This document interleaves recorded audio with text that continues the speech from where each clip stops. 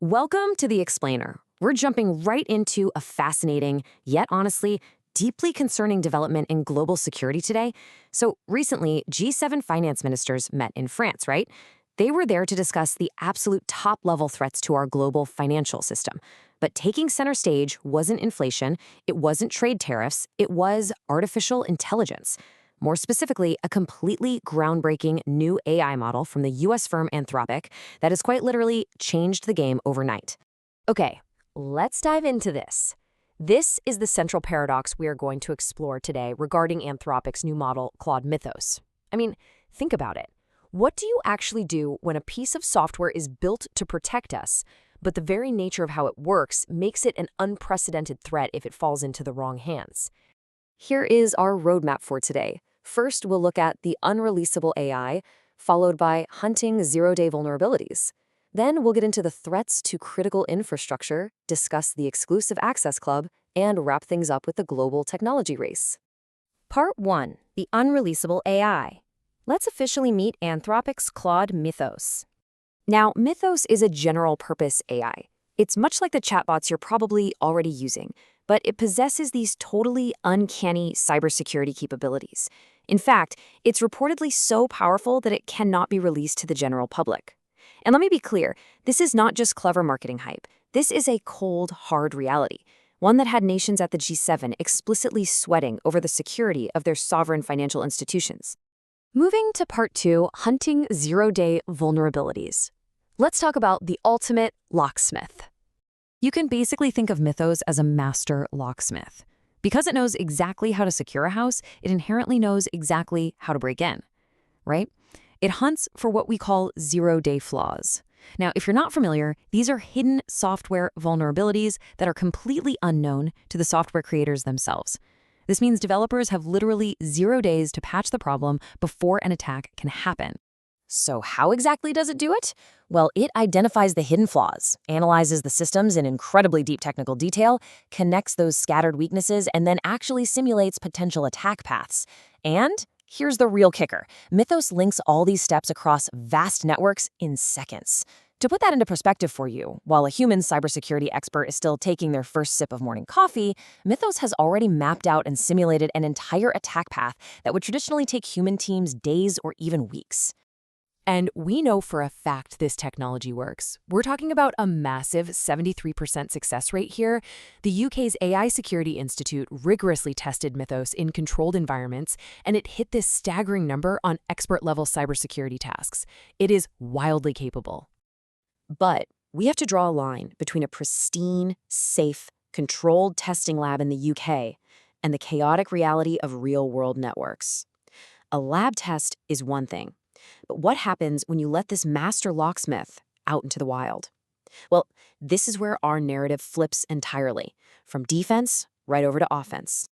Which brings us to Part 3, threats to critical infrastructure, the classic double-edged sword. So the crucial point is this. This is the absolute double-edged sword of frontier AI. The ability to find weaknesses to defend a system is the exact same ability needed to exploit it. If bad actors were to wield this tool, they could launch automated, highly sophisticated zero-day attacks way before human IT teams could even begin to respond. And the targets at risk are terrifying. If bad actors get their hands on this tech, we're talking about disrupting electricity grids, taking down communications networks and water systems. It could go right after the very financial and banking systems the G7 was so worried about and throw global supply chains and logistics completely off a cliff. We're talking about the core essential systems that you and I rely on every single day to live our lives. On to Part 4, the exclusive access club. Welcome to the era of gated intelligence. Because the threat to our infrastructure is just so high, the immediate solution hasn't been some magical software patch. Nope, it's gated intelligence. We're seeing heavy restrictions on who actually gets to use these AI models. The divide is totally stark. On one side, you have the massive haves. Think Apple, Google, JP Chase, who use Mythos to fortify their walls. On the other side, the have-nots. Smaller businesses, regular folks, the general public, are completely locked out of this protective, yet highly dangerous tool. And hey, if you think this is just an Anthropic issue, it's absolutely not. Their biggest rival, OpenAI, has introduced a similar system called GPT 5.5 Cyber. The UK's AI Security Institute stated this model is entirely on par with Mythos and, just like it, is completely restricted to trusted professionals. This proves we aren't just looking at one rogue product, we're looking at a massive, industry-wide trend of gated superintelligence. Let's move to part 5, our final section, the global technology race. This is all about the geopolitics of frontier AI. See, when you hoard this kind of technology, you aren't just guarding some neat code anymore. You are hoarding global geopolitical leverage. Right now, advanced AI development is highly concentrated in just 2 countries, the United States and China. Because access to these specific models is so restricted, controlling them directly equates to holding national security power. Very simply, the countries that control the AI control the safety of the global grid. And let me tell you, the clock is ticking incredibly fast. Just consider the timeline we're dealing with. Right now, at 0 months, Mythos and GPT 5.5 Cyber lead the market, but experts estimate that other credible US labs are only maybe 1 to 3 months behind catching up. And Chinese AI models, they're estimated to be just 6 to 12 months behind.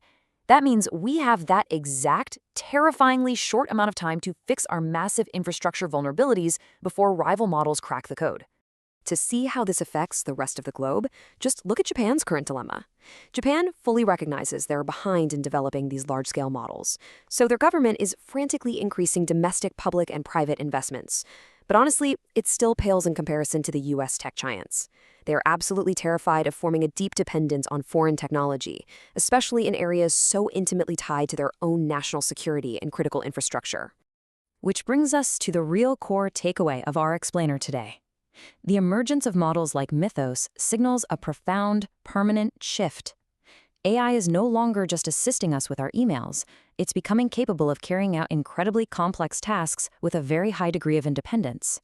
This incredible defensive shield we've built is, fundamentally, a highly independent weapon. As the analysis from NHK perfectly summarized, the frontier AI future is not coming. That future is already here. These paradigm-shifting capabilities aren't science fiction playing out in a movie theater. They are operating on servers right now, currently analyzing the very networks that power our modern world. Which leaves us with this lingering, vital question. Is our critical infrastructure actually ready for the reality of AI-driven cyber warfare? Because the master locksmiths are out there right now, and they are working faster than ever before. Thank you so much for joining me for this explainer. Keep learning, keep questioning, and I will see you next time.